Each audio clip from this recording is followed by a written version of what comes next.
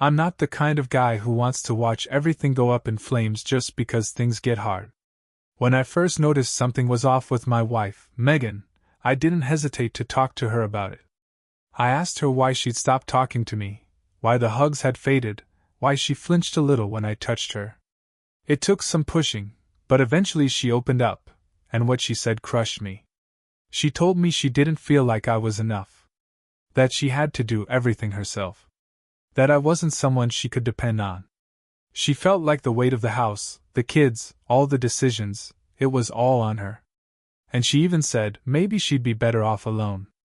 Hearing that was like getting punched in the chest. But I didn't argue. I love her too much. I told her I understood, told her I'd work on it. I wanted to take that stress off her shoulders, to make things right. Because, to me, she's everything. But it's hard, man. No matter how much I try, I've got my own thoughts swirling at night, keeping me awake. That's why I'm here writing this. I needed to get it out. Because the things Megan is accusing me of, they don't line up with how I see myself. From my side, I honestly believe I'm a solid husband. I work 8 or 9 hours a day, mostly from home. And when I'm done, I go straight into dad mode. I play with our boys, I feed them, take our older son to swim lessons, tuck them in at night. If they wake up in the middle of the night, I'm the one who gets up. And it's not just parenting. I handle chores too. Dishes, grocery runs, cleaning when I can. Sure, Megan thinks I'm not great at it, so she often redoes it. But I still try. I also handle the car, the house maintenance, stuff like that. I do what I can to make her life smoother, because I know raising 2 little boys isn't easy. Thing is, I'm not the hyperproductive type who can't sit still. You know the kind, always thinking about what's next to fix, build, clean. Megan's dad is like that. I'm not. I've got my own rhythm, and I think that should be okay too. At night, when the kids are down, work is done, and the house isn't falling apart, I just want to unwind. Maybe throw on a movie or play some video games. I've never dreamed of starting a business or chasing some 6-figure goal. I just want to do my job, do it well, and enjoy the life I built. But lately, Megan's had a problem with my approach. And that's been a real shift, especially since we've had 9 really good years together. Everything came to a head last December. Since then, I've been pushing myself way outside my comfort zone, running more errands, fixing stuff around the house, hardly resting. I thought she'd notice, maybe appreciate it. But her attitude hasn't changed at all. So I finally looked her in the eyes, heart pounding, and asked her straight up, "Do you even want to save this marriage?" Her answer wrecked me. I don't know. I couldn't believe it. Was she that unsure? Or just didn't care anymore? I clenched my jaw and pushed again, asking if she'd be willing to try marriage counseling. Again, same answer. I don't know. I snapped. I told her this wasn't a game. We have 2 little boys who could end up in a broken home if we didn't figure this out. I said her fence-sitting was unacceptable. Eventually, she said yes to therapy, but of course, I had to do all the work to make it happen. I found a therapist, set up the appointments. And during one of those early sessions, she hit me with something I still can't get out of my head. She told me she only married me to look good in front of her family. That it fit the picture they wanted, a perfect husband, happy kids, a stable life. She said she wasn't really in love with me, just in love with the idea of being married. That's dumb. Bad. And then, to top it off, I found out she went behind my back and spoke to her priest about our marriage. Didn't tell me anything. That betrayal made me feel like I was completely alone in this fight. Still, I kept going. I found a therapist we both like, and now we're about to have our 3rd session. It's been anything but smooth. Turns out, we speak different love languages. And that's just one of many things we're figuring out. I've always needed physical touch, it's how I feel connected. But Megan? She's all about checking things off a list. It's been this constant push-pull between us, and to make things worse, since we started counseling, she hasn't shown me 1 ounce of affection. No hugs, no touches. Nothing. Our therapist was visibly shocked when she learned Megan and I hadn't even shared a bed for 6 months. Megan tried to explain it away, saying she sleeps with the boys and there's just no room for me. But the therapist didn't let that slide. She straight up told Megan it was a terrible message to send to our kids, basically cutting their father out of the bedroom. She even suggested we hit up IKEA and get a small bed to add next to ours. So I did. I went to IKEA, bought a single bed, brought it home, put it together, and now that's where I sleep. But honestly, I feel just as alone. Megan's way on the left, the boys are in the middle, and I'm on the edge, literally and emotionally. It's like I'm just a guest in my own marriage. And Megan? She keeps changing her story. Now she says she's depressed from being stuck at home with the kids for so long. She claims all the hurtful things she said were just her being emotional.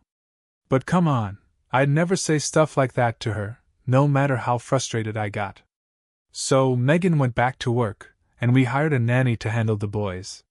The only noticeable change? We talk a little more. But I'm not just somebody she chats with, I'm her husband. And still, there's no intimacy. No signs of improvement. None. She shows zero interest in therapy. I'm the one doing all the scheduling and follow-ups. It's worse than I imagined. A few of my friends have been saying, "Dude, she's definitely cheating on you." I brushed it off for a long time, thought they were being dramatic. But today shattered everything. I caught her. Red-handed. All I did was place a voice-activated recorder in our car. Just for 3 days. She used the car for work and to hit the gym, and boom. 2 separate calls. Him or her, someone called twice. I listened to the entire conversation. Video call. Everything. They talked about our early days, back when Megan and I first met 9 years ago. Joking, flirting, sharing inside jokes. Stuff I haven't seen from her in a long time.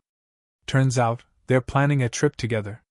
She wants to go visit him this July and is giving him 2 years to move back here. I still can't believe it. They even talked about their sex life. Favorite positions, preferences, all of it. She flat out said she's leaving me to be with him. 1 hour of that recording gave me more clarity than months of silent suffering. Next week, I'm heading out of town to take care of my dad. I'll be gone all week, and Megan's going to be working from home, using my office. I'm seriously considering putting the recorder in there too. I mean, do I even need more proof at this point? Then, like some twisted bonus round, I found out she called her ex-boyfriend. Not once, 4 times in a row. Late at night. Around 10 p.m. I only saw it because of this app we use that tracks calls on our shared numbers. Why would she do that? She's never even mentioned him before. And now suddenly she's desperate to reach him? I lost it. I checked her iMessages on her laptop. After those calls, she texted him, "I'm not giving up until you actually answer and communicate with me in a respectful and civilized manner." When I confronted her, she denied everything, until I showed her the proof. Then she admitted it, but her explanation was all over the place. None of it added up. She says it's not a big deal. That it doesn't mean anything. That hiding it from me wasn't malicious. But to me, it's a huge red flag. You don't reach out to an ex like that and keep it a secret from your husband. And all of this? The emotional distance, the coldness, the secrecy, it all started 6 months ago. Right when those calls began. I don't even know who the affair partner really is at this point. But now I have concrete proof that this marriage is falling apart for reasons she's never been honest about. The wild part? She still doesn't know I know. None of Megan's friends or family have any idea what's really going on. As far as they know, we're just going through a rough patch, nothing more. She comes from a devout Catholic family, has 3 sisters, goes to church every Sunday. And we live in a small town, tiny, really, just about 17,000 people. Everyone knows everyone. We recently built a house together. It's still unfinished, and now I've found out she's planning to have me out of the picture. Her plan? In the next 2 years, she wants her affair partner, yeah, him, To move here and live in that house. My house. With her. And our 2 young sons. She's already working on spinning the story, saying she needs a father figure for the boys. The real kicker? This guy isn't some random fling. He's her first boyfriend. They were together for 7 years before she married me. Megan and I have been together for 9. He lives overseas, but he comes back here often.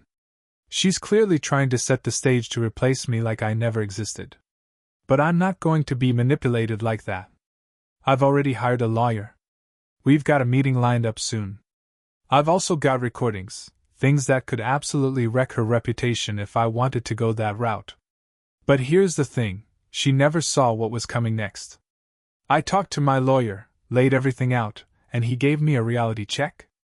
Going scorched earth, and trying to blow up her life during the divorce? Not the smartest move. We've got kids.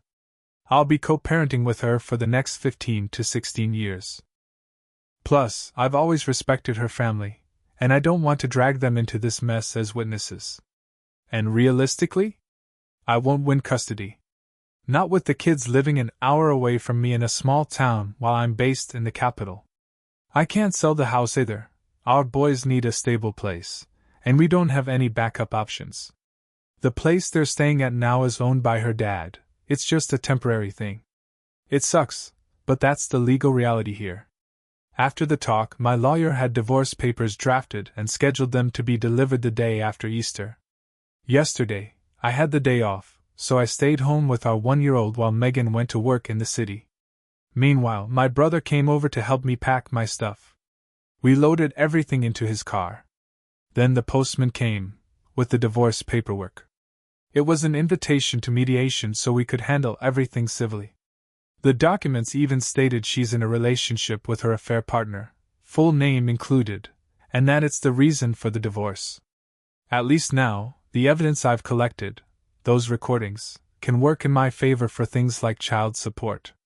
When she walked into the house later, I didn't hold back. I confronted her and said, "I know everything. You need to contact my lawyer." Then I handed her the papers and left. Went straight to see her parents. As expected, she played dumb. Asked me how I knew. Denied everything. But her parents? They believed me. Following my lawyer's advice, I asked them outright if they thought I'd been a good husband and father. They said yes, no hesitation. I recorded that conversation. Now she can't use them against me in court. They understood just how deeply she'd hurt me, how badly she'd torn apart our lives. I thanked them, then headed back to the city. Meanwhile, I had a friend spread the truth among her circle of friends. A couple of hours later, her brother, my brother-in-law, called me. Apparently, she finally confessed to cheating with the guy, but left out any mention of the physical stuff. Classic. He told me everyone's on my side. That she single-handedly destroyed what used to be a beautiful family. Then he offered this gem. "Hey, I cheated on my wife too, and we're doing great now. It can all be saved." Yeah, thanks for the pep talk, man. Real helpful. Then came the call from her dad. He was furious. Blamed everything on her. Said her affair partner would never be allowed in his house again.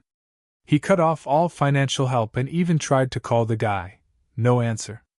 Her sister texted me too. Said she's supporting me all the way, but she still thinks this mess can be fixed. I mean, really? Are they all delusional? It's unreal. Like they think some magic reset button will make this all okay. I'm not on the fence anymore. I know this relationship is beyond saving. I worry people might think I don't have good enough reasons to leave her. They don't know what I've got, what's on the recordings. They just know I have some kind of tape.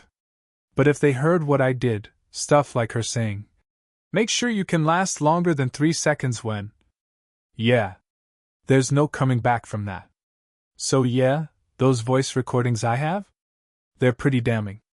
In one of them, Megan says, "I'm coming to visit you in Brussels.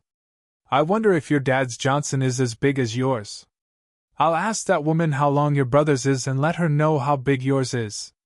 Then she adds, "God, I love you so much." I'm finally leaving my husband. About time, right? She even says. Send me a video. I want to see what I'm missing. And finishes it off with, just giving you a preview of what your sad little life without me would look like. But hey, I'm generous, giving you 2 full years to figure out how to move back here. And now, brace yourself, guess who's crawling back? Yep. My ex. Just like my friends said she would. After her family let her have it, she started blowing up my phone with texts. Confessions. Regrets. The whole. I didn't know what I was doing, life is unbearable without you. Routine. I'm so sorry for everything I've done. She wrote.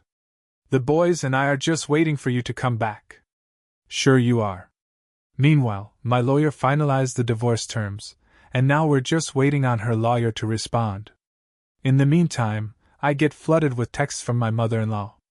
Bible verses, forgiveness quotes, Christian articles about spiritual warfare. She's convinced Megan's been possessed by some evil spirit. Then Megan's sister jumped in too, full of fire, accusing me of being selfish. Apparently, I'm the one destroying the marriage now. Not Megan. Me. And guess what? Megan switched gears again. Now she's weepy and regretful, saying she wishes she could go back in time. Suddenly I'm the villain for not wanting to reconcile. For a brief second today, I actually felt guilty. They've got a way of messing with your head. But no, I'm not changing my mind. The divorce is happening. In the Czech Republic, kids as young as ours almost always stay with the mother in a divorce. She lives an hour away in a small town. That's where the boys go to kindergarten and nursery school. So a 50-50 custody split just isn't realistic. I'll be the every other weekend dad. I'll get extra time whenever I want, but still, it's hard. Lately, I've been tossing around this completely ridiculous idea, just to shut up the family. Maybe I'd propose some sort of arrangement with Megan. Not because I love her, I don't, but for the kids. We'd live in the same city, maybe under the same roof, but everything would be separate. Finances, lives, everything. She'd have to move to the capital, let me put a GPS tracker in her car, and hand over her phone every night. I'd get to date other women for 7 months, maybe cheat if I wanted. And if she found out? Tough luck, it wouldn't be a real marriage anyway. Obviously, I'm not going through with it. It's just a stupid, desperate thought. I'm exhausted trying to defend myself from her family's accusations that I'm the one abandoning the kids. Right now, I'm crashing at my parents' place. Sleeping on the couch in their living room. My laptop's on the dining table. It doubles as my office and entertainment hub. My clothes are draped over chairs. I work from home about 8 hours a day, and then I help around the house. My parents are elderly, 90 and 82, so I do groceries, drive them to appointments. I try to hit the gym, see a movie, anything to keep my mind from spiraling. I see my boys every weekend. Megan drops them off. I take them back. Oh, and just to shut down any whispers, I did a paternity test. Both boys are mine. The divorce is messy, and who knows how long it'll drag on. But I need somewhere to live. I didn't choose this chaos, she did. Megan agreed to take over the house mortgage, but she's only offering me 1/3 of what I asked for. She claims that's all I contributed to building the house. It's nowhere near enough to buy a flat, and it's insulting. So our lawyers are going back and forth. She wants to keep the house, but if she can't make the payments and pay me, she may have to sell it. Should have done that from the start. Child support? She's asking for more than what's reasonable. So yeah, we still need to hash that out. And if that wasn't enough, she's still trying to call the shots. I'm the one who has to drive out to her small town every other weekend to pick up the boys, and then drive them all the way back when it's over. That's a ton of gas, hours on the road, and for what? In my opinion, she should be the one dropping them off in the city. I shouldn't have to shoulder all the logistics just because she's the one who blew up our marriage. But of course, she's still ready to argue over the tiniest details in the divorce. She keeps trying to convince me that she's remorseful. That she regrets everything. She says she ended things with her affair partner, went to see an exorcist, confessed her sins to a priest, and left it all in God's hands. I couldn't help but laugh. I told her I don't give a damn what her priest thinks, she should have confessed to me. I gave her a chance. I asked her straight up how many times she'd been physically involved with him. She denied it. So I brought up that party back in November, the one with her work friends, and asked her why she booked an Airbnb for the night instead of crashing at a friend's place. That shut her up.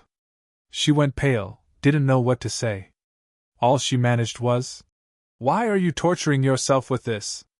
I told her if she actually felt remorse, she wouldn't still be lying. 2 months after I walked out, and she was still trying to cover things up. I told her that even sexual stuff over video chat counts to me. It's still betrayal. And I know for a fact she did that with him. She couldn't even remember how many times. Then I asked her, how exactly does she picture us getting back together? I mean, she starts a conversation pretending she wants to reconcile, then lies to my face the next moment.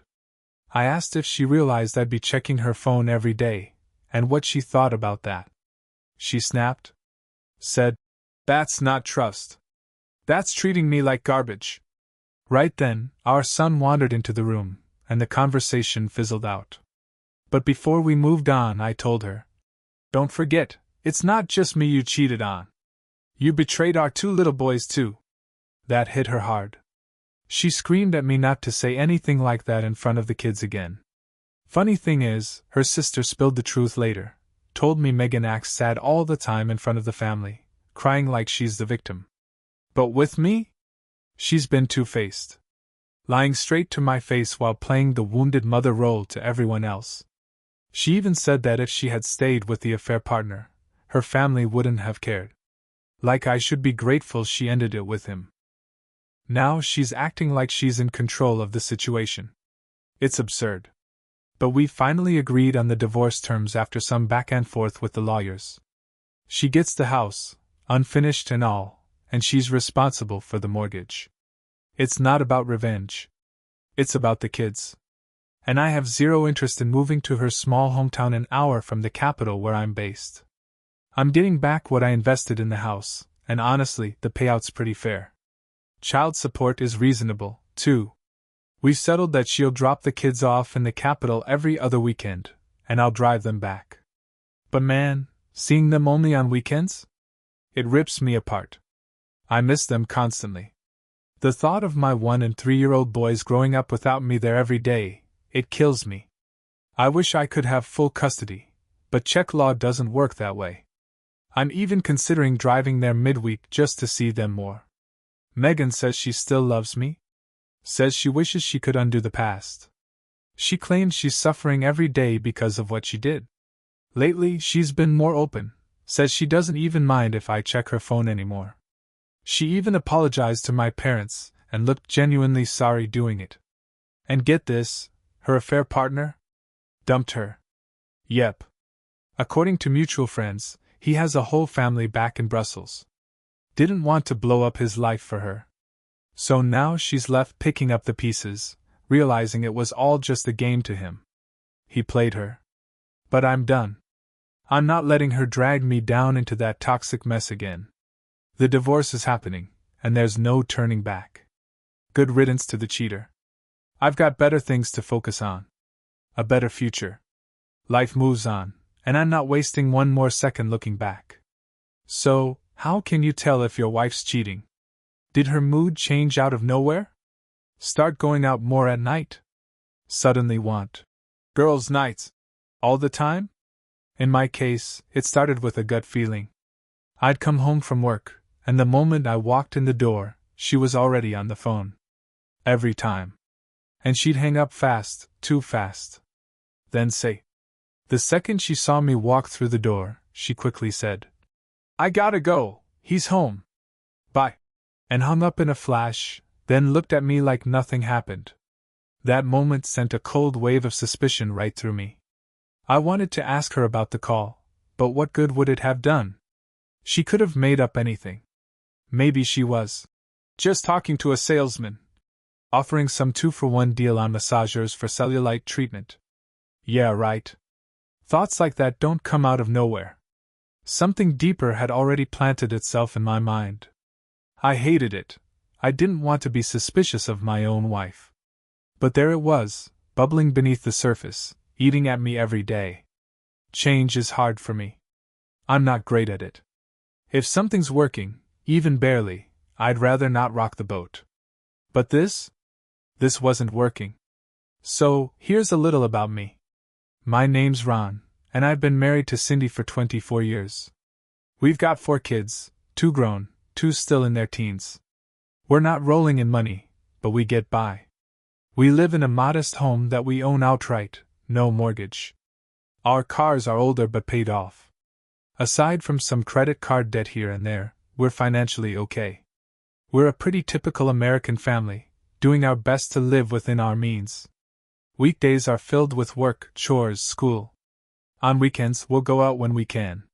Cindy and I try to keep up with whatever the kids are into, sports, art, scouts, you name it.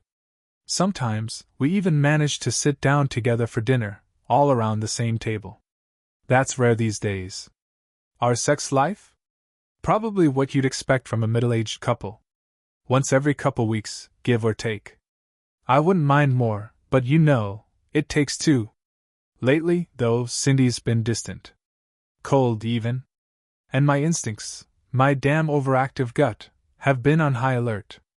I've been watching for signs, trying to convince myself it's just indigestion, not what I think it is. But the real problem? I'm not some detective. I don't know how to set up hidden cameras or tap phones. I wouldn't know where to start. And I definitely can't afford to hire a private investigator to tail her around town. Cindy's in charge of our finances, so I wouldn't even know where to dig. If I started flipping through receipts or statements, she'd catch on in a second and ask what I was doing. What could I say? Hey hon, I've got a weird feeling in my gut, mind if I check your spending habits? She'd probably roll her eyes and tell me I needed a vacation more than a confrontation. On the surface, our marriage looks like what you'd expect after 2 decades together. We met in our early 20s, dated for about a year, and then tied the knot. Every 2 years, like clockwork, Cindy had another baby. After number 4, I was done. I got snipped. Couldn't handle more kids popping out like they were on an assembly line.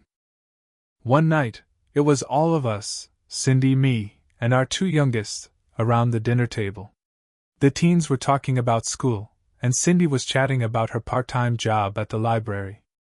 After our youngest started college, she got restless being home alone, so she picked up some hours at the local branch. Her shifts are irregular, which started making me wonder, is the library really just a library? But what could I do? Take time off work to sit outside and spy on who's going in and out? That didn't feel realistic. Then I had another idea. Cindy's Women's Card Club met that night. Maybe that would be a better place to do a little investigating. She told me where it was and even left a phone number. So when she headed out for poker night, I waited a bit, and followed her. I slipped out quietly, jumped in my old pickup, and trailed her. But I lost her car. Figures. Still, I knew where the game was supposed to be, at Marg's house, so I drove there. Sure enough, her car was parked out front, along with a bunch of others. I parked a few houses down, got out, and made my way over. I crept up to a window, trying not to be seen. Inside, I spotted 2 tables with 4 women each, laughing, smoking, playing cards. Just 8 women having a good time. No wild parties. No strangers. Just poker, snacks, and gossip. I was half ready to barge in and catch her doing something scandalous, but nothing. And then, just to add insult to injury, I stepped in dog poop on the way back to my truck. Perfect, I muttered, hobbling to the truck like a drunk crab on ice. Some dog owner probably let their mutt wander off after dinner, and now I was scraping mystery poop off my shoes in the dark. Took me a solid 10 minutes just to get it off. So much for that brilliant plan. I hopped back into my truck, but the smell was still unbearable. I rolled down all the windows, floored it, and prayed the breeze would kill the stench. I even made sure not to block the view of any traffic inspectors, Didn't want to risk getting flagged for leaving a foul-smelling environmental trail down the road. Even after that ridiculous first attempt, I wasn't ready to quit. My gut, like some stubborn internal compass, kept warning me that something was off. That betrayal was close. Back home, I stripped out of my soiled clothes and tossed them in the laundry basket. Then, almost without thinking, I started inspecting Cindy's underwear. Lucky for me, or maybe unlucky, she hadn't done laundry that week. I checked her closet for anything out of the ordinary. Tight dresses, anything she wouldn't normally wear. Nothing. I rifled through her dresser drawers, each one coming up empty. Then I turned to the office. Inside the file cabinet, I found a binder full of invoices. I flipped through them until the numbers and lines started blending together like a lottery machine. Still, nothing suspicious, except for a random hole in a bagel receipt that made me laugh. Honestly, if Cindy was cheating, she was a master at hiding it. Like Olympic level. She was covering her tracks with surgical precision. Next, I logged into her computer using the old password she'd given me years ago. It was still taped next to the monitor. Typical Cindy. I combed through her emails. Which, in hindsight, felt kind of pointless. We share the same email account. If there had been anything suspicious, I probably would have seen it already. Not surprisingly, I came up with nothing. Another dead end. I'd been at it for over 3 hours and still had absolutely nothing to go on. When you read those cheating stories online, there's always some kind of smoking gun, a burner phone, shady motel bills, weird credit card charges. They always involve private investigators, secret GPS trackers, spyware, all the works. Me? I had squat. If Cindy really was hiding something, she was a damn pro. It was either that, or my paranoia had just taken over. Either way, I was sitting there like an idiot, scrubbing poop off my shoes and holding her underwear when Cindy walked through the front door. We both froze. There I was, kneeling by the laundry basket, holding her panties like a raccoon caught with a candy bar. Her eyes widened to cartoon proportions. Then she said very calmly, "I think it's time we had a little talk." She accused me of following her to Marg's house. Said she'd seen my face poking out behind the window jamb, and that she'd heard strange grunting noises outside. She even nailed the exact location of where I must have stepped in the dog poop, saying it came from Marge's beast of a dog. I scoffed, and tried to play it off, joking that Marge owning a dog was like King Kong moonlighting in the suburbs. But there I was, caught red-handed, literally dirty-handed, with nothing but a dumb smile on my face. I felt my ears heat up. My neck flushed. My mouth went dry. Words? Gone. I was stripped of the English language in that moment.